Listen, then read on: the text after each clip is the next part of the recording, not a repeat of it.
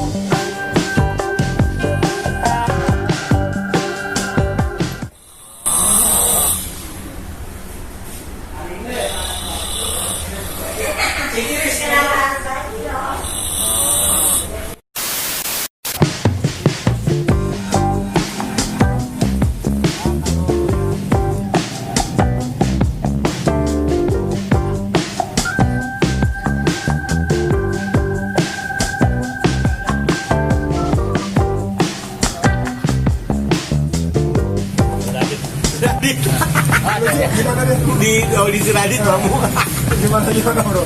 Pakai baju PNS. Ujungnya bener PNS Korea Utara ya?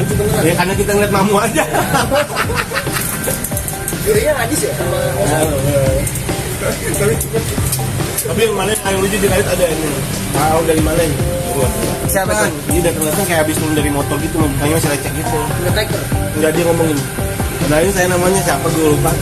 Ini cita-citanya menjadi beauty blogger ya. Kalau beauty blogger kan harus ada ini ya, alat makeup yang cobain. Naik kuhu tuh nggak tuh? Cobain di muka semuanya ini anjing. Lucu banget anjing. Si Iqbal pakai rambut palsu, itu apa sih? Iqbal. Tapi gue ini sering jadi baju geleduk. Gitu, udah habis itu aneh sisanya. Gak ada lagi. Gak ya? Tidak ada. Itu cerita kalau